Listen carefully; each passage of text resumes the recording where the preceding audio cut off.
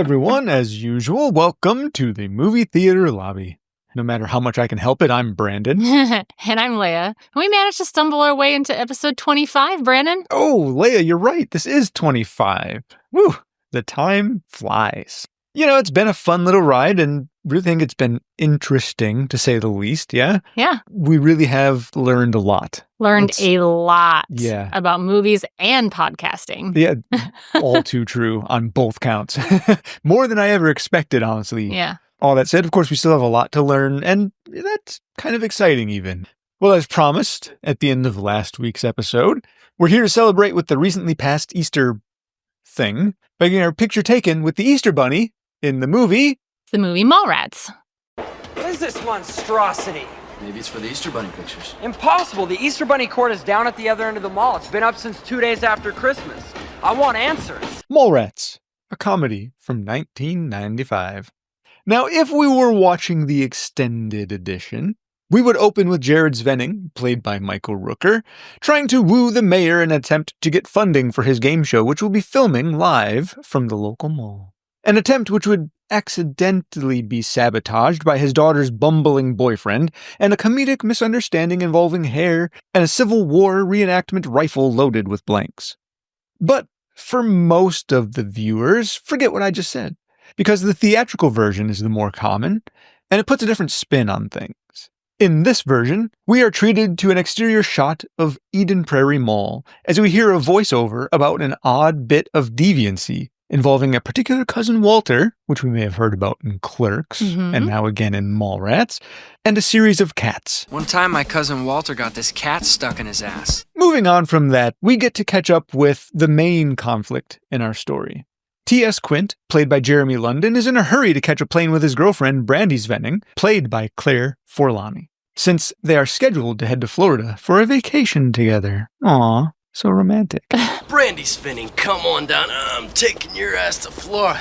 Let's go. Where's your luggage? However, Brandy tells T.S. that Julie Dwyer died last night. I think we've heard about that as well in Clerks. But it was T.S.'s fault in a roundabout way. Julie was to appear on Brandy's father's game show. T.S., did you see Julie Dwyer last night?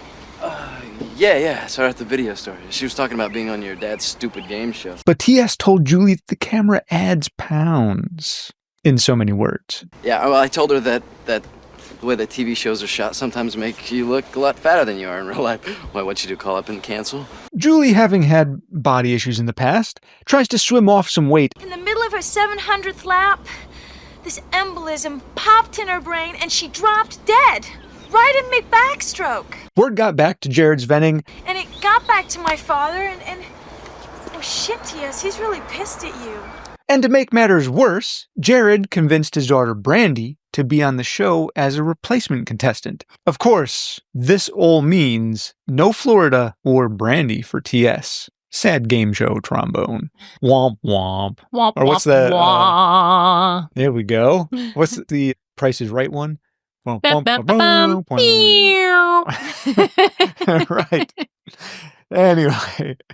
Next, we arrive in a dank, dark, cramped basement shrine to comic books, movies, and video games. Bedecked in posters, stacked with comic book boxes, and piled with clutter is where we meet another pair of romantic partners. I think it's more one-sided romance in this Right now particular it is, instance. yeah. Brody, played by Jason Lee, is awakened by his girlfriend, Renee, who happens to be played by Shannon Doherty. It takes only a moment for us to understand why Renee is dumping Brody. You're dumping me? And after some verbal sparring and a very well laid out argument levied against him, So that's why I have to sneak in here after everyone's asleep at night and sneak out undetected in the morning. Brody is officially single. Our two broken-hearted beaus, Brody and T.S., come together in a show of solidarity, and Brody decides the duo need to go somewhere, do something, to alleviate their simultaneous double loss, to a magical land of munchies, muzak, mischief, and mass consumerism. Must be the mall. The mall. Bingo. Well done, Leia. No, there is something out there that can help ease our simultaneous double loss. Ritual suicide. No, you idiot, the fucking mall. In this particular mall, we are about to find some local familial ties, some last names we may remember from previous entries in the Kevin Smith View Askew universe, an X or two, shenanigans and Shannons galore. Whoa. Shannon, yeah, I get it. Shannon Yep. All right. Doherty and, Mhm. yeah, okay. Some macho male flexing and posturing, a game show, two very familiar slackers, some words of advice from a truly sagacious storyteller, and more consumerism than anyone should be exposed to. So with all that, let's thank our man-child friends for the carpool ride and get our own shopping done. I'm quite certain we'll hear all about these sad sacks and their exploits just by sheer proximity. What the hell was that all about? It's a jerk from Fashionable Mail, this upscale wannabe shop on the second floor. He's the manager. Guy's always giving me shit. I tried to keep it a little snappy because you know what? This movie's fun enough on its own without me giving it all away. Agreed. So, we enter into that old familiar territory. Who brought us this movie, Leia? We spoke about the movie Clerks a couple weeks back. We did. Same gentleman, Kevin Smith. He was the director and writer for this film. Mhm. If you need to hear about Kevin, go back to the Clerks episode. Give it another listen. So the first actor I think we should cover is Jeremy London. He plays T.S. Quint, so he's pretty much like the main character, Yeah. I would say. You know, when I was watching it, I'm like, he looks familiar, but he doesn't. Right? God, I've been in a lot of things because I feel like I've seen him in a lot of things. Well, of course, after doing research, I found out that he has a twin brother. Yes. So, and his twin brother's been in a lot of things that I'm familiar with. In particular, the movie The Man in the Moon with Reese Witherspoon. It was a really sad film, but I liked that one a lot. Brother was in that Yeah, one. Jason London is his brother. He also played Joey Lauren Adams' boyfriend in the movie Dazed and Confused, while Jeremy played Joey Lauren Adams' ex-boyfriend in Mallrats. So they both were love interests of the same character in two different movies. Well, not to say the same actress. Yeah. Same actress. What did I say? Character. Coincidentally, Ben Affleck's in both of those films. He's been in I'll Fly Away was kind of one of his early things. Party of Five and Seventh Heaven he's pretty known for. Yeah. He did a lot of episodes of those. And of course, how could you forget Alien Vampire Busters from 2023? But nobody should forget classic. that. He also did appear in the movie Boneface, which came out, I think, last year.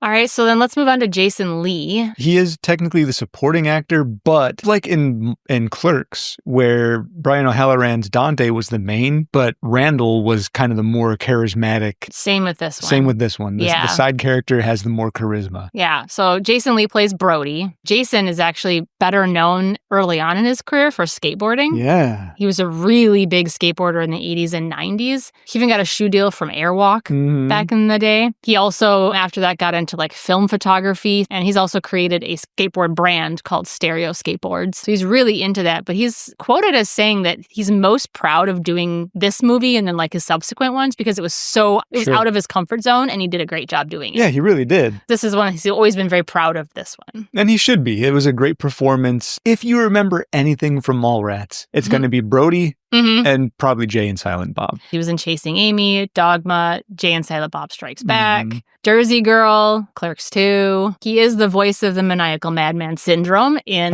Disney Pixar's The Incredible. He's really good friends with Kevin Smith. He's even the godfather to Kevin Smith's daughter, Harley Quinn. There's a scene where he's wearing a t-shirt and it looks like all fuzzy and like, I don't know what, I couldn't make out. It's the main shirt that he wears. He wears another shirt when he wakes up in bed, but the one he wears through the majority of the movie. And I remember watching it going, what the fuck is that on his shirt? Yeah, like odd little couldn't figure it out. Of a face. So then I was doing the research for this and found out that it's actually the faces of all the actors that auditioned for the role of Brody just morphed into one face, which is why it looks so disturbing. It looks disturbing, and what an odd concept for a shirt. Right? Who the hell thought of that? I don't know, but I love it. And I do love it, yes. Yeah, I love it. He also had popularity for being in the Alvin and the Chipmunks movies, the live-action ones, and also for being the main character in My Name is Earl. Yeah, that's true. He did really good in that one. with Ethan Suplee, who also appears in this movie, was also in that show. Yeah, they both did great in that film, or that TV show. But I wanted to talk about Walter Flanagan in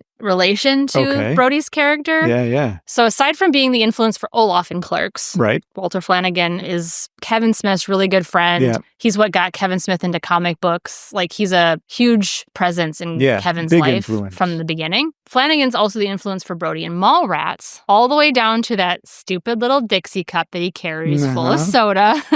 and he also has an October birth date. I guess they both have October birth dates. Yeah, there's that scene when they're talking to the topless psychic, and Brody wants proof that she's actually, because once the third nipple comes out, he's fully disgusted with the idea. And he's like, come on, give me some proof that you, and she goes, you were born sometime between the 1st and last of October.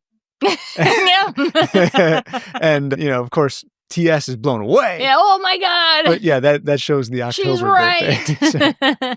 And of course, Walter Flanagan is in this film too. Mhm. He plays a fanboy. Next to Steve Dave. No, yeah. I was warned about you. Take it easy before I have you removed from the Warned? What the fuck are you talking about? Tell him, Steve Dave. Fuck you, fanboy! Of course, that morphed into their podcast title, Steve Dave. Yeah. The other thing that I found interesting about Steve Dave is the name originated from the fact that Kevin, Walter, and Brian Johnson, when they were all younger and collecting comic books together, they would frequent a comic book shop. Well, Walter could never remember if the owner's name was Steve or Dave. So they just started collectively calling the owner of that store Steve Dave. And it just So that's kind where of that stuck. came from? Yep. Jason Lee's also pretty famous for one other thing that is totally not acting related or skateboard related, but totally related to what he named his child. Do you remember what it was? I know he named his child Pilot Inspector. Pilot Inspector. I thought Apple was weird. Pilot Inspector? Inspector. Interesting Spelled choice. with a K. Yes, and his other kid is a totally normal name. Yep. And his wife, what concession? What agreement did they come to? Yes. He had to give up something. All right, so should we move on to Claire Furlani? She's been in a few things that I actually recall her being in, namely Meet Joe Black, a big one that I remember her being in. She was also in Mystery Men. Love that movie. Yeah, I love that movie. And then she was in Besquet and The Rock. The Rock, Nicolas Cage, and Sean Connery. Oh, yeah, baby. She also was in NCIS Los Angeles and CSI New York, so you have to mention that as well. No wonder we haven't seen her. Yeah. Because we don't watch any of those shows. We don't watch any of those. Which I love the fact that we call it out so often. I know. We've never watched I've never seen them, but there's a lot of people in them, so there must be a good reason for that. We had also talked a couple episodes, 2 episodes exactly, back about Rose McGowan and her coming out against Harvey Weinstein in 2017. Claire actually came out in 2017 about him as well. And she said that she had escaped him 5 times, including twice in a hotel, and that she had had a disgusting experience with him. What an awful predator, man. Yeah. Oh. So she's another victim of that disgusting man. But think of how many women in Hollywood haven't come forward about I know, it. that's what I mean. Jesus it's like Christ. there's a lot of women who have. Mhm. There's got to be a lot who haven't. And he's gotten away. He got away with a lot.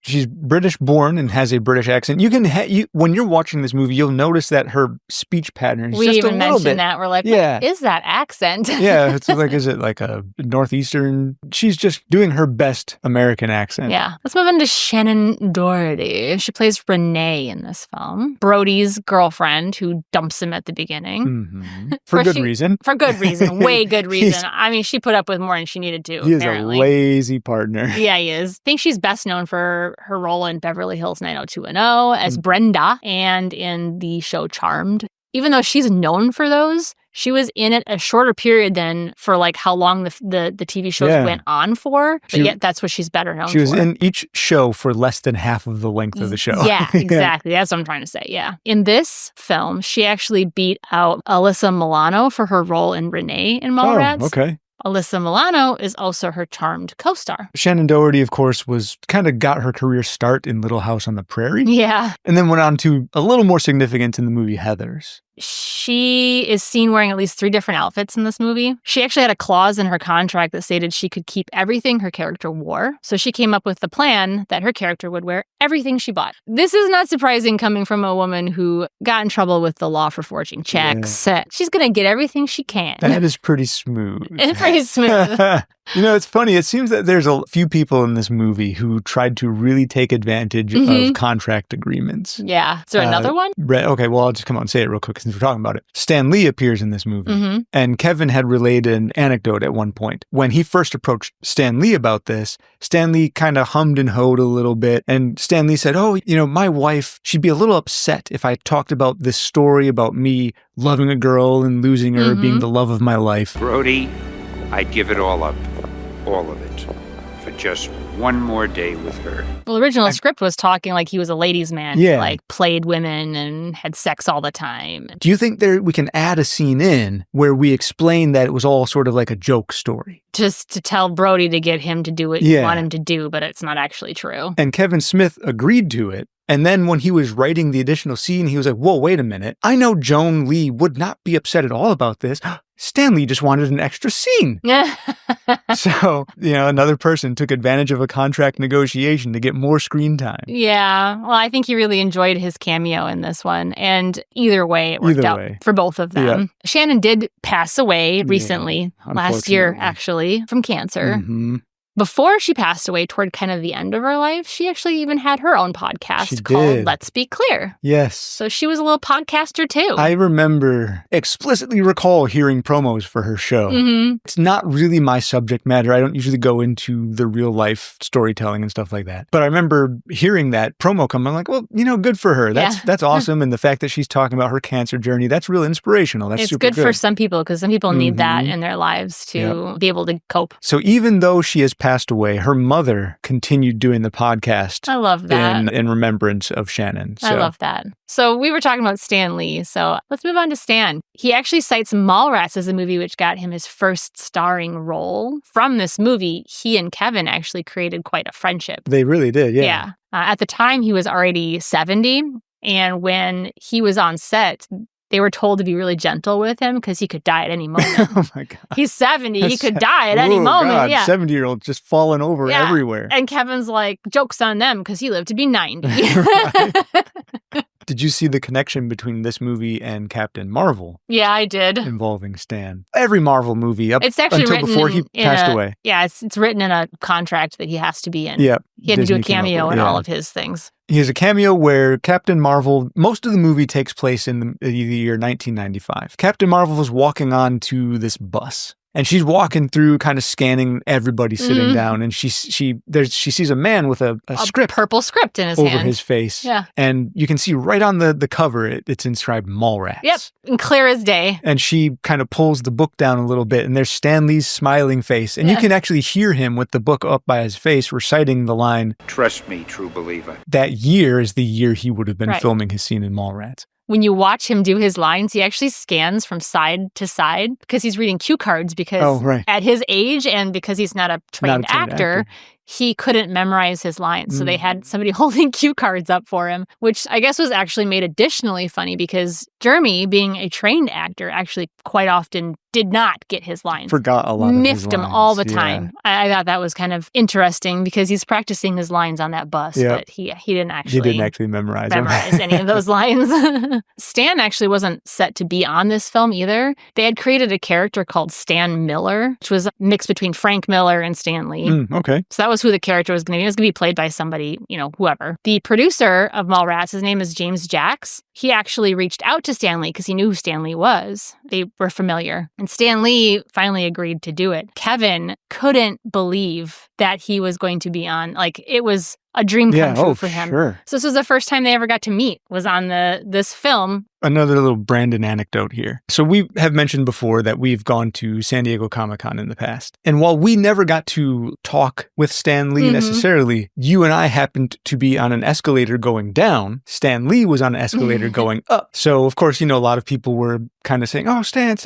So we got to say, hey, Stan, and got a little high five as he was kind of high-fiving everybody on the way up. It was so cool, man. Yeah, he was a neat dude. Yeah. I would have loved to just have the chance to sit down and talk with him, but hey, I'll take that high five to my grave, man. So if Stan Lee hadn't been in the movie, they were actually looking at John Waters and Quentin Tarantino to play Stan Miller. I would have liked to seen John Waters. Yeah. I think that would have been cool. Yeah. Tarantino would have been fine. But he was up and coming, so it was possible to get him at that time. Yeah. You see Tarantino in a lot of his films, and Tarantino's just always Tarantino. Yeah. But I think John Waters would have been a nice, wise storyteller to just kind of fill in. I think that would have been great. I just wanted to make sure we mentioned a few things about him, because I think Kevin, it's probably the best part of the film for him, was having him I would guarantee it. Yeah. He probably would have made the whole movie just for that, to be honest. Yeah. I think maybe we should cover Ben Affleck too. Yeah, let's just cover him real quick. Yeah, plays Shannon. He's really known for doing like bullies. So he was in Dazed and Confused, played a bully in that one, which is kind of what led him to being in this film. He's a famous actor, but what you didn't know about him is that he is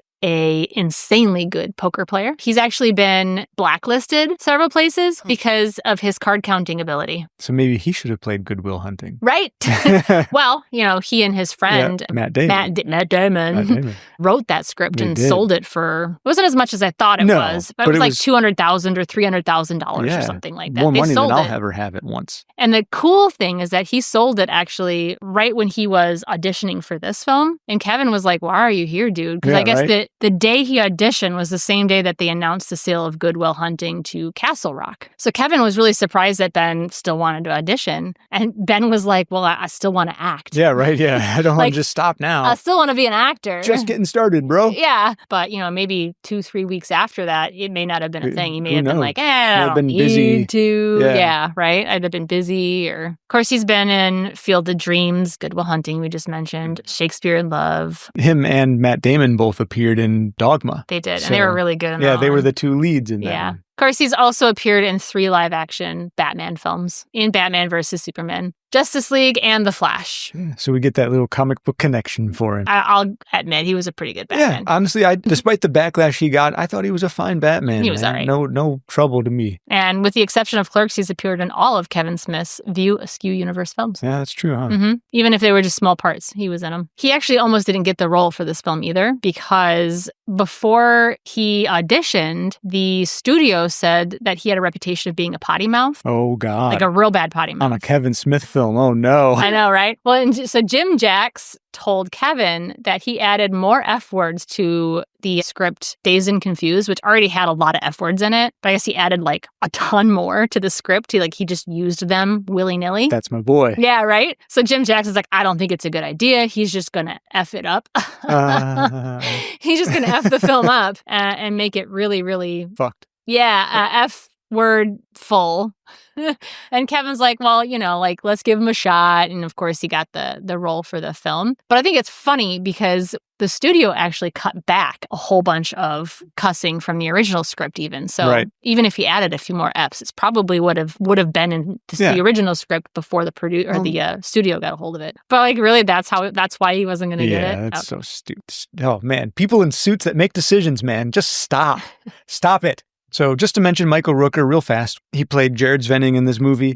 Did you know he studies martial arts? Yes. And has a black belt? That's pretty cool. I did read about that, yeah. Yeah. I'd never known that until I was researching this. It explains why every time he takes his shirt off, while he still has kind of a belly, Yeah. he always looks really super fit. He's still a pretty fit guy. Yeah. And you get Even in Slither, you're like, wow, all right, he's pretty fit. Yeah, he's doing all right for himself. He's got a little booty shot in this movie. But yeah, the first time I ever saw him was in the movie Henry, Portrait of a Serial Killer. Yeah, that was the first movie I ever, and that was his first movie too. That Caught was him right at the right 1986. time. Yeah. I mean, I didn't see it when I was 6. I didn't see it when I was 6 either, no. But I ended up seeing it before I saw Tombstone, which was another one of his very popular appearances. Cliffhanger, The Slither, like you mentioned. I love Absolutely Slither, love Slither. Yeah, me too. And then, of course, Walking Dead, Guardians of the Galaxy. Yeah, and all that Yondu. stuff, so. He was in one episode of CSI Miami. And the only reason I think it's interesting is because it was the first time he played a character with a prosthetic arm. And then the second time was in The Walking Dead. Huh. All right. So he's played 2 roles where he has a prosthetic arm. I was reading a cute little anecdote about him. I guess when he goes to cons, kids are surprised he doesn't have blue skin. Oh, because of Yondu. Because of Yondu. And that's what they're familiar with. You know, they're like, well, you don't have blue skin. What? Like they think he has blue skin in real life. So he comes up with this cute little anecdote to tell children. Yeah, that he has his human makeup on, covering his skin so that people don't laugh or like make fun of him. And that I guess he always wears a hat. So he said, and the reason I got the hat on is to cover my fin. He said, and my spaceship is parked up on the roof. That's cool. what he tells little kids so that they don't feel so freaked out that he's not Yondu. That is awesome. I love that. That's cool. Well, that was a cute little thing that he does for those kids. Yeah. There's He's wearing human makeup. There's no harm in just trying to fuel the imagination of children, man. Especially small children. Yep. Like, it's fun. All right, so let's get into some of the acclaim for the film, since we've gone on at length at some of the actors let's so roll far. right along. 1.83 is the legs for this one. Kind of walking on ankles at that point. Kind of walking on ankles at that point. It's probably because the domestic box office for this was $2 million $122,000, but opening weekend was like half of that. So they made most of their money. I mean, the great majority of it was their opening weekend. And then it just kind of did not do well. Kevin Smith is on record as saying Clerks made his career and Mallrats killed his career. Yeah. It since has a better cult following. Oh, and, it for sure does. Critics at first hated it. And critics are a little kinder about it now. I would say a lot of the humor doesn't hold up very well in terms of like our society today. There's the scene, the infamous scene where Brody puts his hands down his pants. Oh, the stink palm. The stink palm. In a post-COVID world, that's kind of gross. Oh, yeah. Extra super gross. It was gross back then, but it's kind of like, that's how diseases are spread, man. Right, yeah. Terrible disease. Terrible diseases are spread that way. And then there's the whole thing with the underage girl. Like, that whole thing throughout the entire movie, I was like, that was a little off-putting. Yeah, and she sleeps with the security guard, and it's just like 60. Yeah. Like, I mean, he's not that old, but he's old. Yeah, there's a lot of uncomfortable in moments. This movie. Yeah, and I'm like, I don't like that.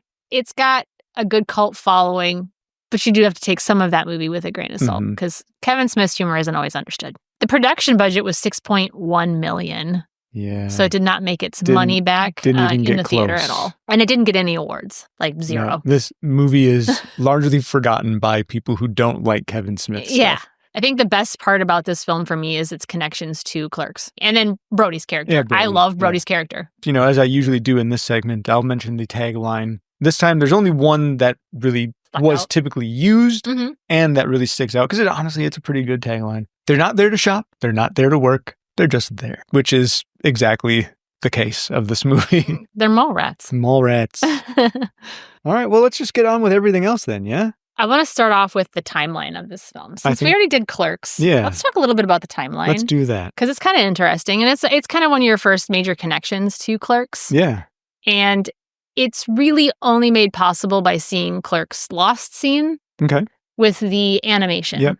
Which is 10th anniversary Clerks. Which is the one we watched. So the timeline is actually, Mallrats happens on Friday, April 15th, 1994, and Clerks is on Saturday, April 16th, 1994. About a day apart. Yeah. I mean, right about. So we know this because in Clerks, in the lost scene, we find out that Julie Dwyer died on Friday, April 15th, because her death card, that funny scene with the death cards that he collects. Yeah, it's so weird. It's written right on the card. In Mallrats, Brandy is having a conversation with T.S. and asking T.S. if he had seen Julie the night before, and goes on to say that, she died sometime. It's not clear. Yeah, it would be either sometime late that night or early that morning. Yeah. Either way, there's a day difference between the two of them. So that goes to show that it's probably Mallrats is taking place on Friday. Right. And Clerks is probably taking place on Saturday. Huh. That's the timeline. Yeah. So it does happen around Easter time. Right around-ish, yep. Coincidentally, just if anyone's curious, Easter actually is on April 3rd in 1994. The events of this movie would have taken well after Easter. Yeah, maybe that's why the Easter Bunny's so crabby. Maybe. Because he's been just wants to be pissed on by a bunch of kids for days and days and days. He's had enough. We've talked just kind of briefly about Walter Flanagan and how in this movie, Brody talks about his cousin Walter having purchased a cat at the mall to shove up his ass. And then the next week, he got another cat stuck up there. And then the next week, got another cat. And Brody was like, hey, what's going on? And he said to me, Brody, how the hell else am I supposed to get the gerbil out? My cousin was a weird guy. Cousin Walter has big ordeals that he deals with. In Clerks, Randall mentions his cousin Walter who died trying to suck his own dick.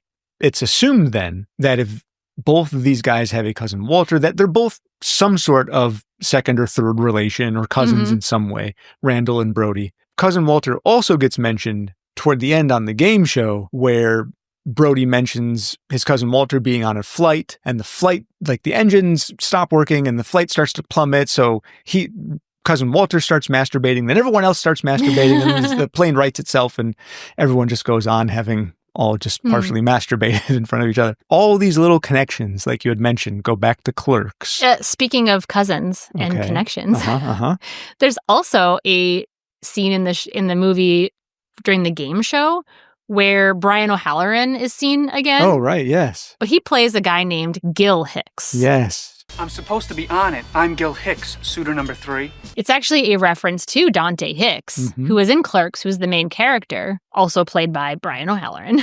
He's actually supposed to be Dante's cousin. Yeah. Longer hair, no facial hair. Yeah, and not as fun. Yeah. The other guy's a little more neurotic and more fun. This guy's very dry. Yeah, very dry. And also, Jay and Silent Bob must also be familiar with Walter because there's a point where they're being chased by LaFours, and when they finally ditch LaFours, Jay goes, "Damn, that bastard's faster than Walt Flanagan's dog." Yeah, he comes up again in Chasing Amy. The dog actually does. Yep. So at the very beginning of the film, like the opening credits, you see all these comic book covers. Mm-hmm. I went through and like put each of the characters to each of the comic book. Oh, yeah. So there's Shannon Doherty. She's New Jersey Mallrats 07732. Yeah. That's her comic book cover. And is that the area code for... Probably for this New Jersey it's not, this wasn't filmed in New Jersey. No. I found it was filmed in Minnesota. Yeah, the Eden Prairie Mall was filmed in Minnesota. Yeah, and it actually was being filmed during the same time that Fargo was being filmed. Right. And they were actually right next to each other. Yeah, kind of just down the street from each other. Yeah. Anyways, I digress. Yeah. Jeremy London is in Defective Comics instead of Detective Comics. Jason Lee is Brody Man instead of Superman? The lettering looks like Superman, even though the character looks more akin to like a Hulk growth or a green skin, so maybe Martian Manhunter or something. Martian Man. Claire Forlani is Brandy, the last babe on Earth. Right. Ben Affleck's is my favorite. He's Buttman Adventures instead of Batman Adventures. It looks like Batman. His backstory was that he likes butt sex a lot, and that's why he's called Buttman. He talks about fucking men's girlfriends, ex-girlfriends, in a very uncomfortable place. Yep. A place that women dread, he says. Gross. Yeah. Joey Lauren Adams, she's Gwen 13. From Gen 13. Gen 13. Yeah.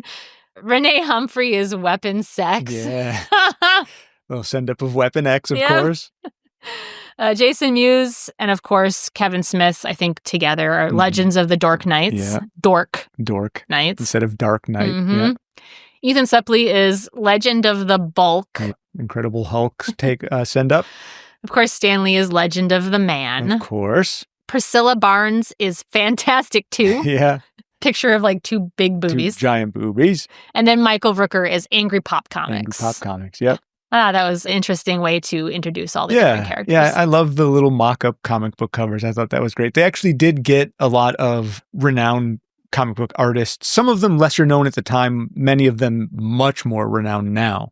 Yeah. But legit comic book artists made up those mock-up comic book covers. Well, Walter Flanagan himself did a lot of the art for this movie as well. Yeah. Not the mock-ups, but he did a lot of art for this film as well, because he's a comic book artist too. Particularly the blueprints that Jay and Silent Bob use. At the end of the film, there's the end credits where it talks about the fate of each of the main characters. Oh, yeah. Kind of like little title cards. Yeah, little title cards. What they went on to. It's actually in homage to Fast Times at Ridgemont High. Oh, yeah. So that's like a little inspiration that he'd pulled. He pulled a lot of inspiration from a lot of little films, but that one was a specific one. A lot of films of that era, comedies in particular, tended to do, like Animal House did that as well. Which we've talked about just before, a fun way to send off those characters that you had fun time laughing at. Yeah. In fact, that was in reference to The Twilight Zone, right? Mm-hmm. Yeah. A lot of the storefronts in the Eden Prairie Mall were fake stores. Mm-hmm. Some of them were legit stores as well. But the Eden Prairie Mall had some... It was not doing so great. Yeah, it wasn't doing great, so there were some empty lots of vacant storefronts. Spots, yeah. So they came up with Fashionable Mail, which is where Shannon works as the manager there. You have Comic Toast, which is where they go to... Brody's there to get his comics. That's where he goes. That's where Stan Lee's doing his signing. Time for Cookies, which, I don't know, I think I like that shop name. Time for Cookies. There's Buy Me Toys, Burning Flesh Tanning Salon, Rug Munchers. Classic Rug Munchers. Yes. Popular Girl, which I'm sure is... Where she's trying underwear on. Trying on a bunch of her underwear. We had spoke how Kevin had to come up with the money to pay for Clerks. Mm-hmm. And one of those things was selling off his entire comic book collection. Oh, hurt my heart. Well, you can actually see his new collection in this film because the scene where Brody is in the basement with his girlfriend Where he's shows getting dumped. where he's getting dumped. You see all sorts of comic books in there. Those are actually his comic book collection, and it's all the ones that he has reaccumulated since Clerks because he was able to because of the success of that film. So I think that's a great little, a great turnaround for him in that, you know, hey, I had to sell this off to make Clerks, which then allowed me to make this movie and get my comic books back. They need a feature. Yeah, so he put it back in the movie, which good for you, buddy. Yeah, good I think it's really cool. In this movie, we see Ethan Suplee as Willem Black. Well, we know that there was a Willem Black in Clerks, right? Both very different looking, appearing, and very different temperaments as well. So the Willem in Clerks, slight, he's very kind of stoner attitude, kind of dresses similar, kind of dumpy, kind of frumpy, whatever. Yeah. Played by a different person. And then we see Willem in this movie, which they're supposed to be a day apart, right? Yeah. So how does Willem go from Ethan Suplee to I think it was Walter Flanagan played him in the first one. How does he go from those two appearances? At first, when this movie first came out, Kevin Smith had said, same character, just, you know. Just deal with it. Just deal with it. It is what it is. When Chasing Amy came out on home video, there was an insert inside. It was a map of the New Jersey area where all of the U.S. universe takes place. At the top, it was titled The Cats We've Met. And it has a listing of all of the main and notable characters from Mallrats, Chasing Amy, Clerks. Yeah.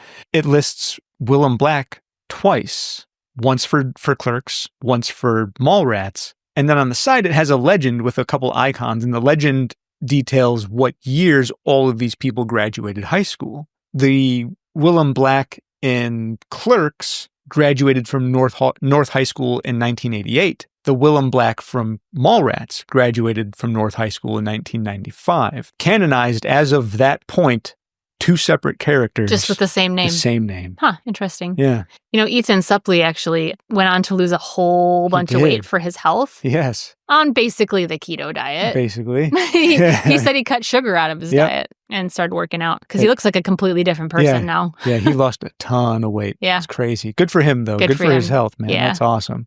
Kevin Smith kind of went through the same thing where he had a major heart attack and Widowmaker. Yep. Had to drop some weight. And had to drop weight, yeah. In Clerks, we met Heather Jones. She was talking to Rick Darris at the counter, and they were talking about Rick Darris's sexual exploits, blah, blah, blah. And they mentioned Rick Darris again in this movie and his sexual exploits. So that's kind of the Rick Darris character. Heather mentioned that she is the sister to Alyssa, who we haven't met officially yet, but in Mallrats, we meet Trisha Jones. Little Trisha Jones. What's a pretty girl like you doing sitting alone in the middle of this monument to consumerism? Who's the underage 15-year-old girl who's doing the sex study. She's the younger sister to Heather and Alyssa, another family batch all put together. You know, speaking of Trisha, since you brought her up, it quoted saying that she's really received $20,000 from Pendant Publishing. It's actually a reference to Seinfeld. Oh, right. From 1989. In Seinfeld, Pendant Publishing is actually the company that Elaine works for during the first 5 seasons. I didn't think of that until you just mentioned it right now. Huh. I read that piece of trivia. I was like, that is interesting. That is pretty awesome. So I like how Kevin likes to pull like his pop culture into his movies in like very subtle ways. Yeah. Without, explicitly referencing something. Well, and you'll find a lot of Star Wars in this movie, comic books up the wazoo, obviously.